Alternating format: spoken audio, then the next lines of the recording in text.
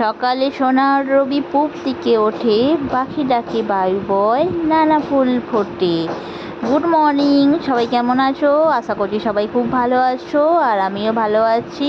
আর সঞ্চিতার daily lifestyle ব্লগে সবাইকে অনেক অনেক স্বাগত। আর সকাল হয়ে গেছে, আর মা তো সমস্ত কাজকর্ম করে কাচাকুচি করে, একটু যেহেতু রোদ্রুটা বেরিয়েছে আর কদিন ধরে তো পুরো জামা কাপড় প্রচুর নোংরা হয়েছে, আর যেহেতু কাচতে তো হয়, তো সেই জন্য মা সমস্ত কাজকর্ম করে নিল সকাল সকাল।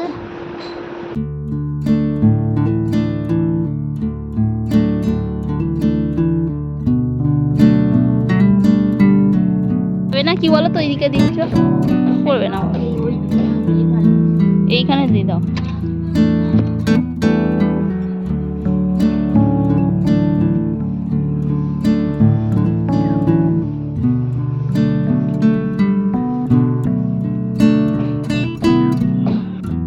Good morning.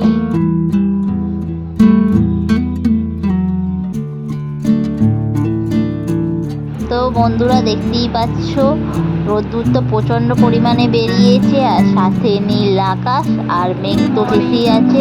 মানে মনেই তো হচ্ছে যে শরৎ একদম এসে গেছে, আর শরৎ পুরো দোরগোড়ায়। আর শরতের এই প্রাকৃতিক রূপ খুব সুন্দর লাগছে, আর রোদ্দুর তো পুরো একদম তেলে বেরিয়েছে, আর সেই জন্য মা সব কিছু কেচে দিয়েছে, আর তারও তাড়াতাড়ি শুকিয়েও যাবে। এখানে বিছানা চাদর টাদর সবই কেচে দিয়েছে।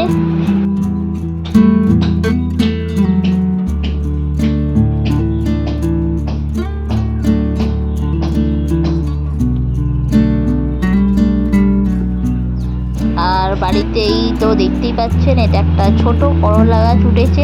তো করলা গাছে এখনো করলা হয়নি, আর এখানে তো লাউ গাছটা তো উঠেইছে, আর একদম পাতাগুলো সমস্ত কিছু পোকায় তো খেয়ে খেয়ে পুরো শেষ করে দিচ্ছে, আর ধরেও গেছে ইঁদুর।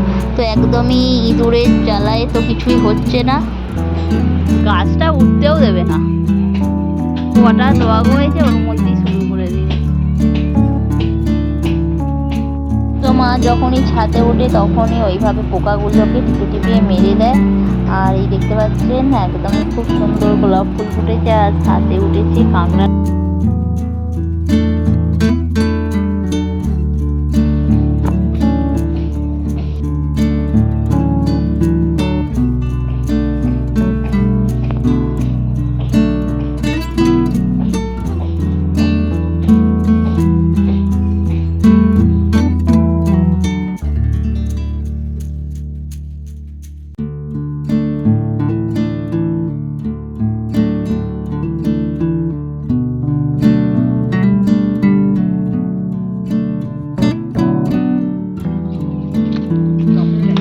ডক্টরের কাছে গেছে।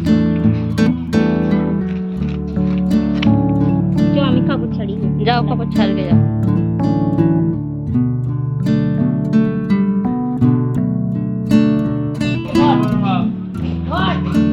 কি মাছ এনেছো? শুধু রুই মাছ? আর এদিকে সকাল সকাল মা মাছ নিয়ে নিল, আর এখানে মাছ টান করে চলে এসেছে রান্নাঘরে। এখানে মুসুর ডাল তো সিদ্ধই হয়ে আছে, আর রয়েছে ঢেঁড়স, তো ঢেঁড়সের ঝাল হবে। আর এখানে একটু হবে শাকের তরকারি, সাথে হবে কুচো আলু ভাজা, মাছের ঝাল। আর তো চলুন শুরু করা যাক সমস্ত রান্না বান্না।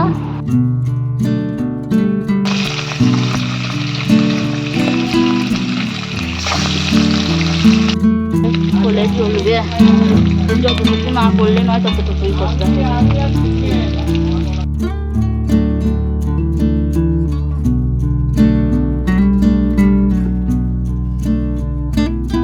তো খান তো জ্ঞান নেই।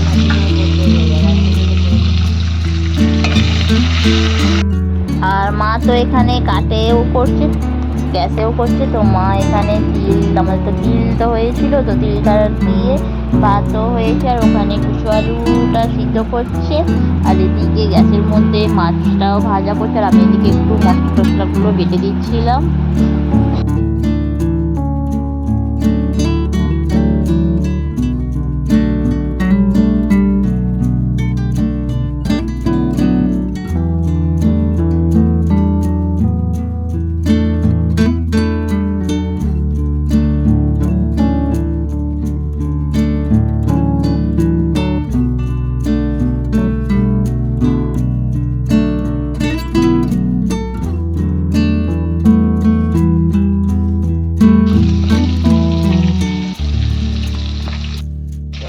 ঢেঁড়সে।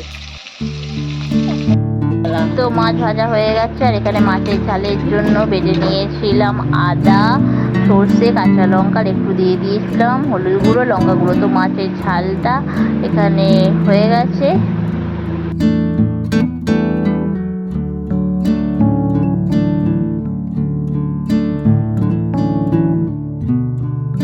তো মা এদিকে আলুটা ভেজে ফেলেছে, আর এখানে মাছের তেলটা ছিল সেটাও ভাজা হয়ে গেছে।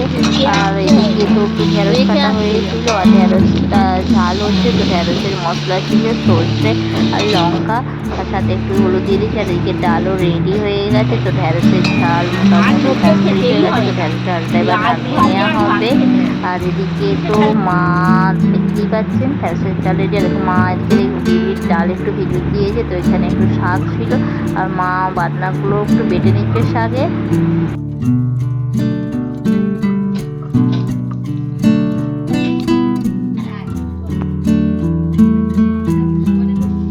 তো বিউলির ডালগুলো এখানে ছোট ছোট বড়ির মতো একদম ভেজে নিচ্ছে, আর এটা শাকের মধ্যে দেবে।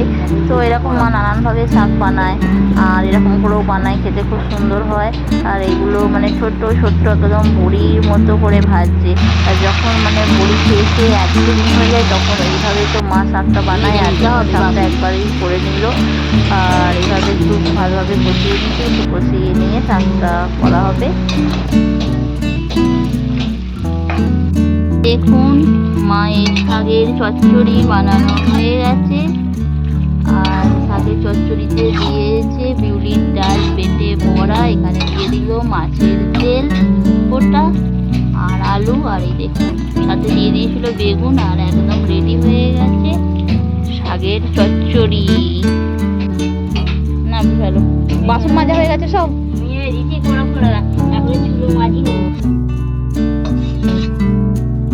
আর সমস্ত রান্না বান্না শেষ হয়ে গেছে, আর এখানে চলে এলাম ভাত খেতে।